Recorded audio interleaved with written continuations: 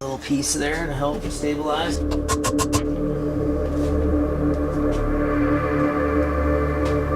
Oh damn. Goodbye. That wasn't good. It's done. Alright, so I've got my valve guide reamer in my, this is like a paddle bit or a drill extension that you can get that's pretty cheap.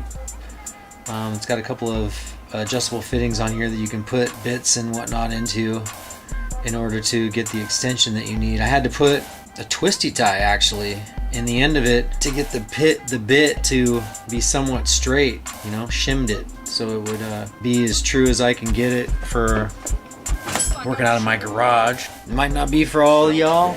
Like I said, I like to try and do as much as I can myself, so I like to challenge myself and try new things.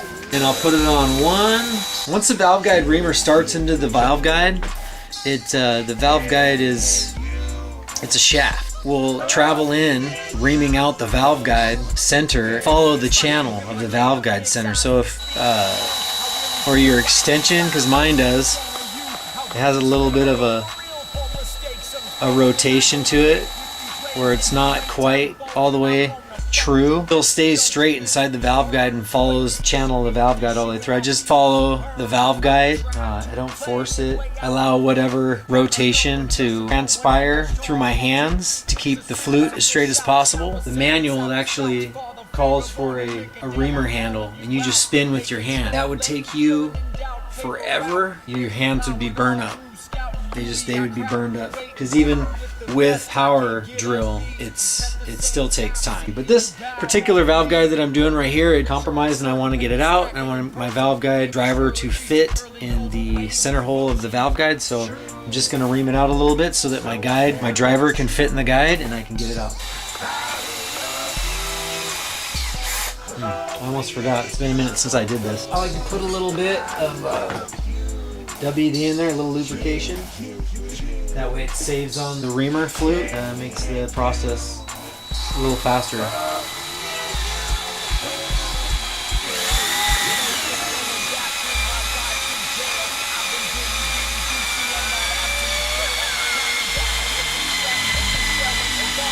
Wasn't an hour, but it took quite a while. But anyway, sometime later. You always want to go the same direction with your reamer flute. And now I'm pulling it back out just slowly so it'll come on out. And you just kind of keep it going. It's cut in and then cut out. I like to clear any debris from the flute. Spray it on the ground over here. I'll get my oil pan out for this. Spray it, clean it.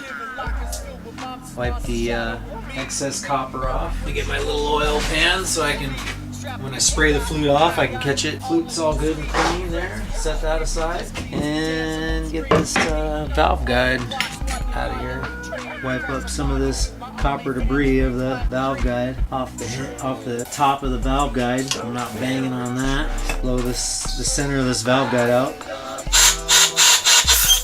Driver here. Now the valve guide driver has no problem. Goes right, slides right into the valve guide. The one I'm trying to knock out. Now knock it out. Got some chunks of styrofoam underneath the head here to keep the sliding around on my bench, getting gouged or anything, like any foreign material that might be sitting. A little piece there to help stabilize.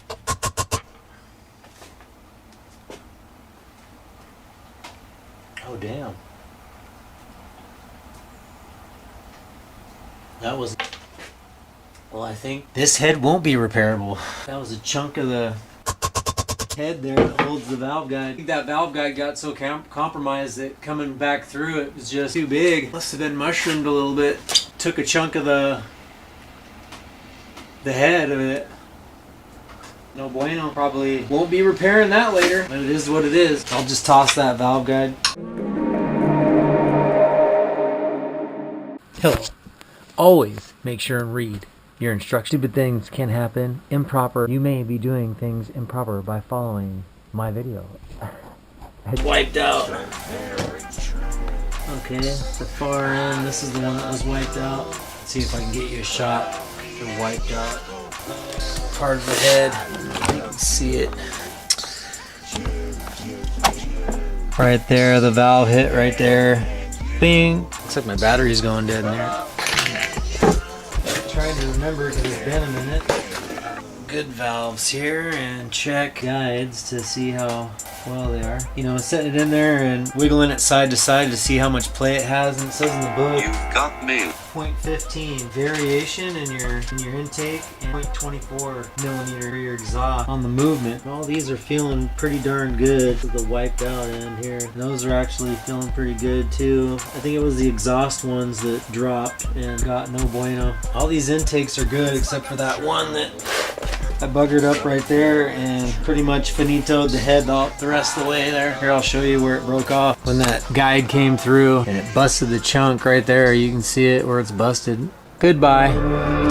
It's done, which is fine because for the price it was going to cost to repair it, I'll get another one. So get some more of these take guides out of here, putting those in the GSR head that I got back from Machine Shop because it needed a 3-way angle grind. It was pretty cool that I got that GSR head off eBay and it happened to have an intake port and polish on it, but I want to make sure it has all new guides. These guides that I have and this head that got wiped out, I just put in. I never even ran, I mean, it just idled when those exhaust valves dropped. So we'll continue moving forward. Guides out. Guides in their separate box.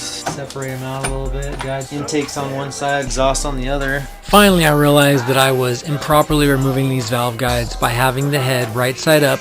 You need to have the head upside down so you can knock the valve through, exiting the top of the cylinder head.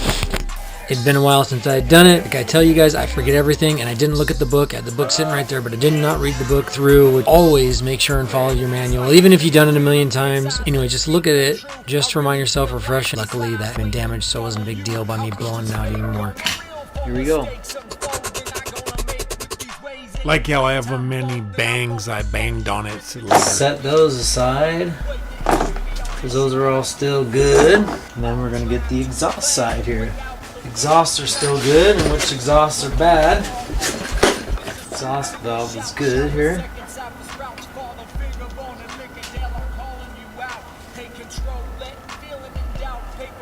That guy's super tight. Re-ream him. That one's good. That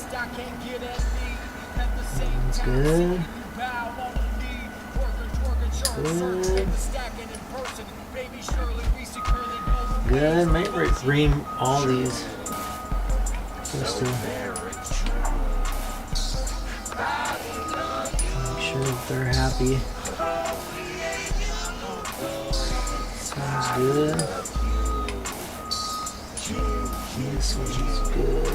So I'm gonna flip it back over and ream this last one out so that I don't get them mixed up.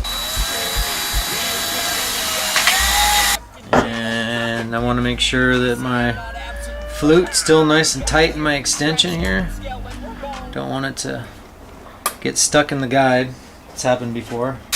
Luckily I didn't have Ferrea valve guides in the GSR head. It had stock ones in it. The stock ones always follow the instruction manual, and it says to knock the valve guides out towards the camshaft. I'm pretty sure I knocked those all out towards the block side, towards the piston head side, and they all came out with no problem. They didn't break anything. The valve guide, the OEM valve guide's got a narrower. On the Ferreas, they actually have like a little bit of a rim bump out around the valve guide where it seats, so it seats close, if not right on spec, which is 12.55 millimeter to 13.05 millimeter. The depth of how far you want the valve guide to be off of where the cylinder head, where the spring seats. And since the OEM ones didn't have that brim, little bump out around the guide, they went right through without damaging anything.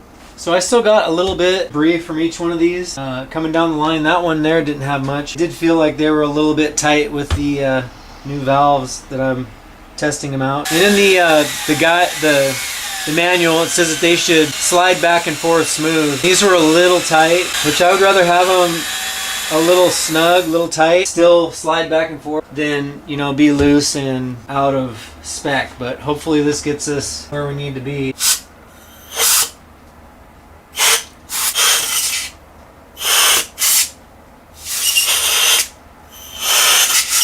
Probably have my air on when I put the new ones in, the ones that were to replace the damaged ones. And yeah, so let's knock these exhausts. See, luckily for you guys, I'm gonna break stuff, show you what not to do, you know what I mean? You know, save you guys some money.